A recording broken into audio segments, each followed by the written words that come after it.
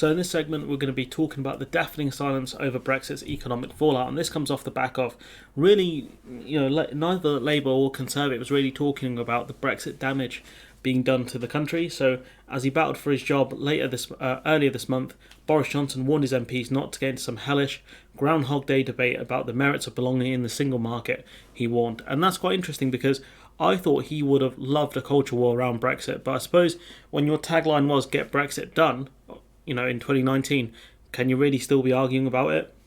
He said the issue was settled. Johnson limped to a vote of no confidence win, but only after 41% of his MPs had voted to oust him from Downing Street. He is safe for now, but the defining project of his premiership, Brexit, still hangs like a cloud over Britain's fragile economy. And to be fair, they argued they got Brexit done, but did they though? Because at the end of the day, it's not looking great. Parts of it still have to be renegotiated.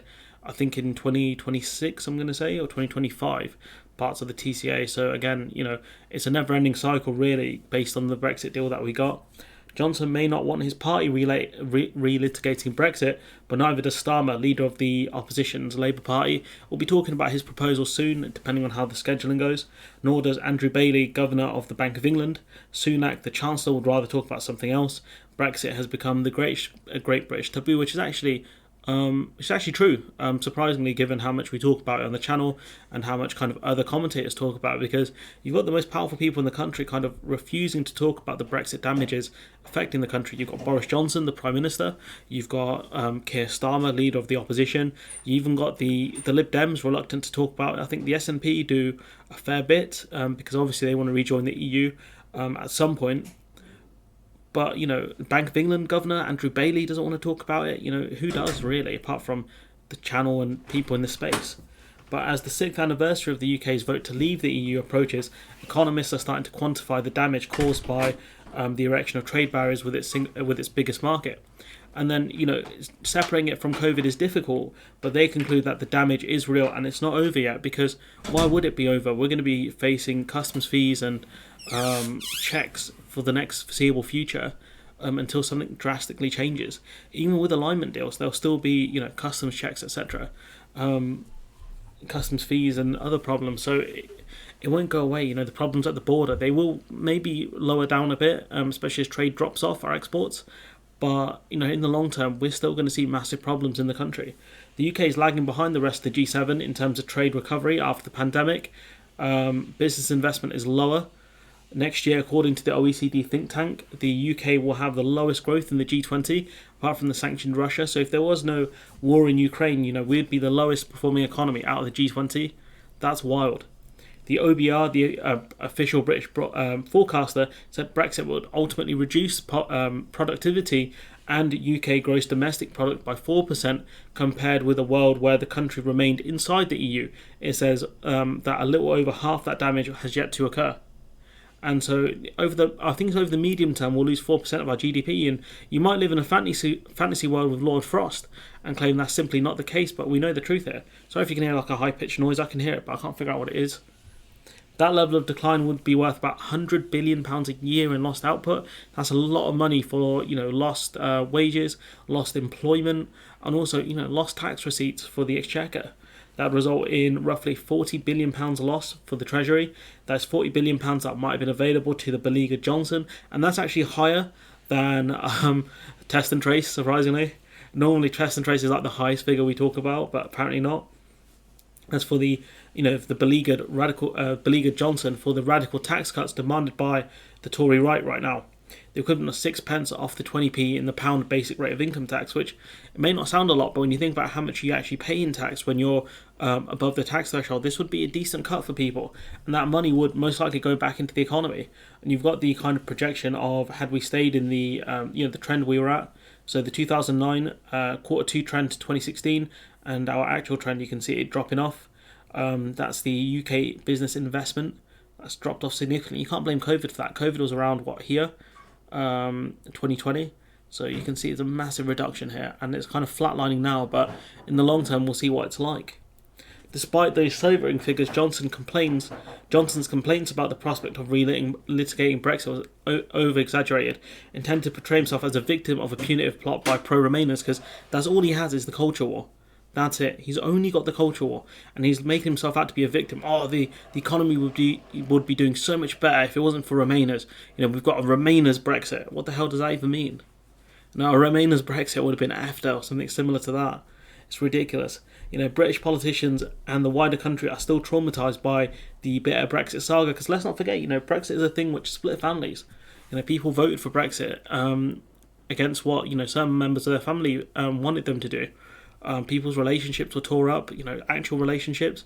You had one guy, I think his wife divorced him because he voted for Brexit because she was an EU citizen. It's wild. I know a couple of my friends, their parents voted for Brexit. It's just crazy. And I think one of them said, "Oh yeah, I did this for you," and it's like, you've ruined my future. It's just fractured so much. Downing Street insisted this week it's too early to pass judgment on whether Brexit was having a negative impact on the economy, which could be heading into a recession. It's not just us, but we are definitely heading into a recession. And the idea that it's too early to tell is simply not true when you're bucking the orthodoxy. We're bucking the trends of other countries. Our exports are still not doing great compared to what other countries are doing. They're hitting pre-pandemic levels. We're a country that hasn't gone back towards pre-pandemic levels. Other countries have. That's how you can tell. The opportunities Brexit provides will be a boon to the UK economy in the long run, Johnson's spokesperson said. So how long is the long term? 20 years? 30 years? It's ridiculous. Sunak has promised a reform of city rules for the City of London, including reforming the EU Solvency II rules, which is ironic given that the EU are actually looking at reforming the Solvency II rules. He has announced 8 new free ports with special tax privileges. Again, we could have had free ports as a member of the EU. In fact, David Cameron closed some of them because free ports are typically linked to crime, at least some of them are. And they don't make sense because you have like a border inside and outside of it in a sense. Free ports are just a bad idea. Economists have not been able to find any significant positive impact of Brexit. You got the crown stamp, pounds and ounces. These are all symbolic because that's all they are. They're not going to help people pay rent. They're not going to help exports be lower. These are symbolic changes which simply won't work.